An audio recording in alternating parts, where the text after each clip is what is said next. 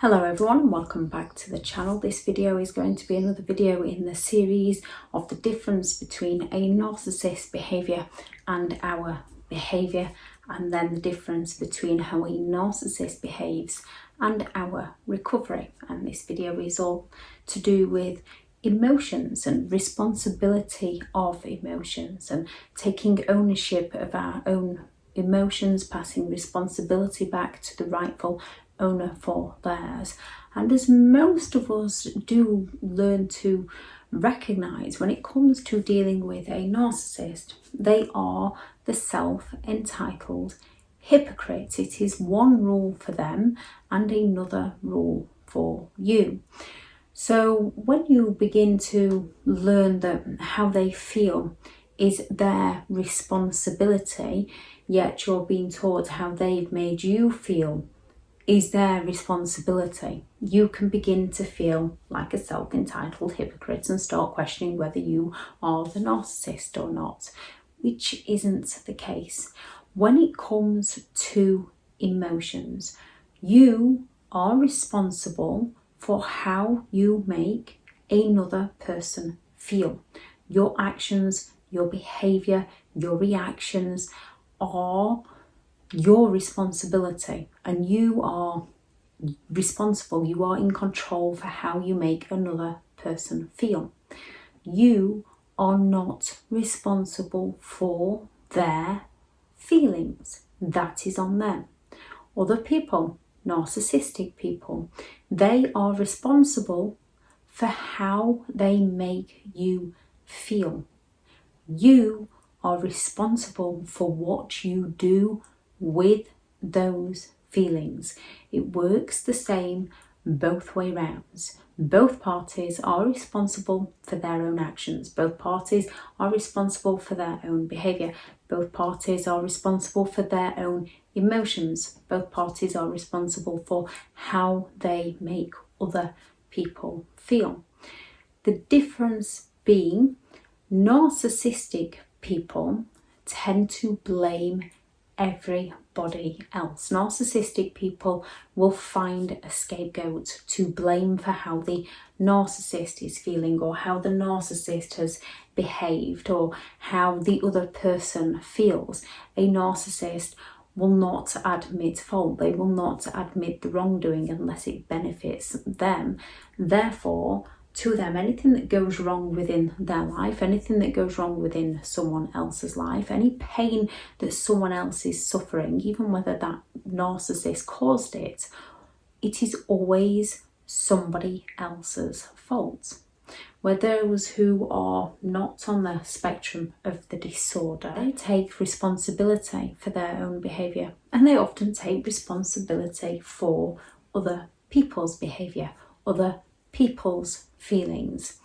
So when somebody is coming with the guilt trip, when someone has a boundary, when someone has a belief or a value and they create a boundary around that belief and they say, no, that's not who I am, I'm not doing that, it's just not me, and someone comes at them and says, well, if you loved me, you would.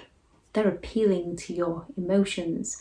They're appealing to get you to feel guilty. And because you are aware of your behaviour, you are aware of how they could potentially feel, you might backtrack on your own beliefs and on your own values and say yes to them to make them feel better, because you felt responsible. Now, yes, your value, your belief, your boundary, that is responsible for how it potentially made them feel.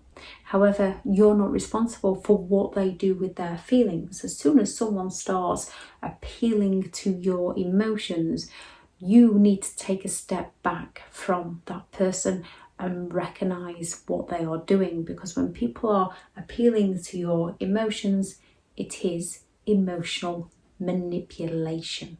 A narcissist will also provoke you into getting emotional reactions out of you, and then the narcissist will convince you that your emotional reactions are the problem to escape any consequences for their actions that are the problem.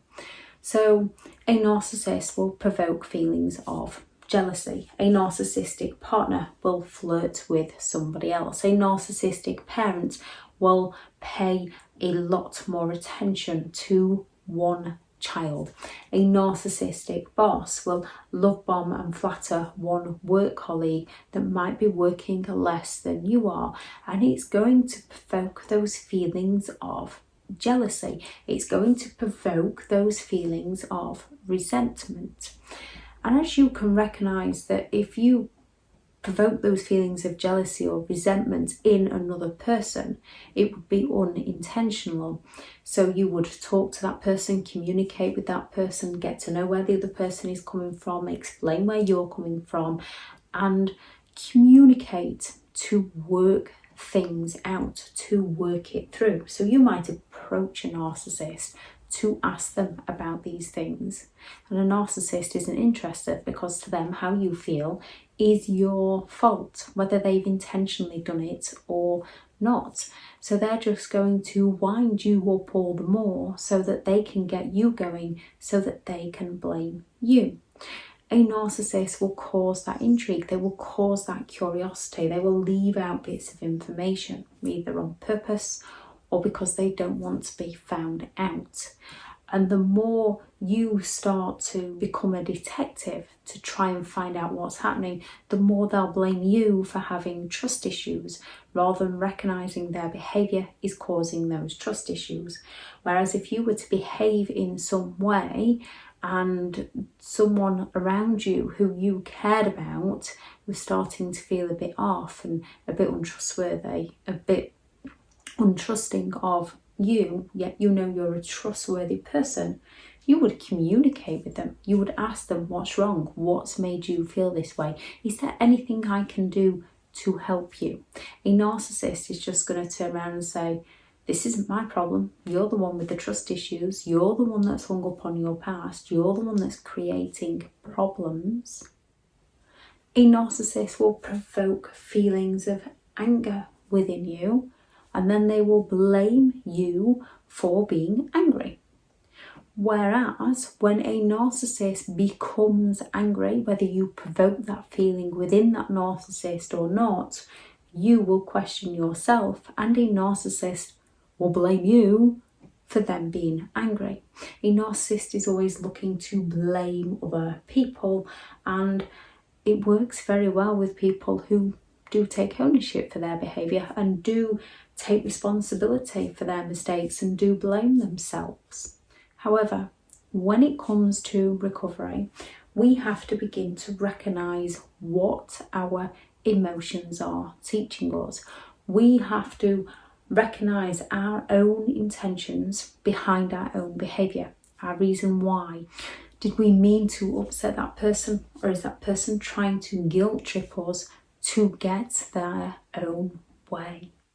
Did they mean to upset us? Do they recognise how they upset us? Are they going to continue that pattern of behaviour because they just want to get their own way? We are human. We make mistakes along the way, so we can forgive people for a mistake. When someone makes a mistake that hurts your feelings, that is your warning. That is your signal that you are entering the danger zone, and this is when you don't need to detach your emotions from them fully, but this is when you do need to take a step back and recognise their behaviour, and recognise how their behaviour makes you feel, and recognise whether or not you want to feel that way. If they can lift you on a high to then bring you down on a low, you might want to take a step away from that person. If they blame you for everything that goes wrong within their life as well as your life, you might want to take a step away from that person. However, you can forgive somebody for a mistake. When they repeat this behaviour after you've forgiven them, this is our lesson, that is who they are as a person. They haven't received enough pain to change who they are as a person. They haven't had enough leverage to change who they are as a person. They recognise that they did something, they got away with it, and they can continue that behaviour. Therefore, they're not going to change their behaviour. If we forgive them again, they will repeat that behaviour because they are just going to take advantage of our forgiveness and our kindness, and it is time to walk away. It takes an average of 7 attempts to get out of these kinds of relationships, whether it's a partner, a parent, a boss, a friend, because people want to give people the benefit of the doubt. People want to remember those good times. People want to hold on to the hope of those future fakes and those false promises that narcissists make. This is all understandable. But at some point, we reach the point where we hit that point of pain and we have enough leverage, enough reason why we need to step away from that situation to find our happiness. When it comes to our emotions are usually trying to tell ourselves something. We don't always have to explain our emotions to other people unless we feel comfortable in doing so. And if other people aren't going to validate, if they're going to invalidate us, if insensitive people are going to treat us insensitively, and then when we go and approach them to speak to them about it and they accuse us of being too sensitive, they're never going to understand, they're never going to validate, and you're always going to feel sensitive around them. If other people are going to provoke feelings of insecurity within you and you go and approach them about it and they accuse you of being insecure, they're going to carry on provoking those feelings of insecurity within you and blaming you for being insecure. And you've got to ask yourself, is security something that is important to me? It must be important to me because I'm feeling insecure right now. Does this person make me feel secure? No, because that's who they are, and that person is not for me. So when we get an emotional feeling, it is telling us to either change our perception of the situation, change our personal procedure, change our communication skills, change our expectations, change our circumstances, change our situation, or change our state of mind. And with a narcissist, many of us can try time and time again to change our communication with them, to change how we approach them, to try and get them to see our point of view. And at some point we have to learn to stop. We have to learn to stop explaining our feelings to those who use our feelings against us. We have to recognise the pain they cause our feelings, recognise that as much as they are responsible for their behaviour, because they don't want to recognise their behaviour, they're not going to change their behaviour. Because they recognise that we are in pain, we are suffering, they are going to use that to leverage that pain against us to further manipulate our emotions. We have to recognise the emotion we are feeling. Does somebody provoke anger within me? Do they bring out the worst in me? Then that person isn't somebody I want to be around. Does somebody make me feel insecure around them? Do they keep repeatedly making me feel insecure around them? Is it my own personal insecurities and vulnerabilities that I need to work on? Or are they using my insecurities and vulnerabilities against me? And then it's time to walk away from them. If somebody's behaviour, if somebody's actions, if someone's communication, if someone's approach to you does not benefit you, it hurts you, it brings out the worst in you, it's time to walk away from that person.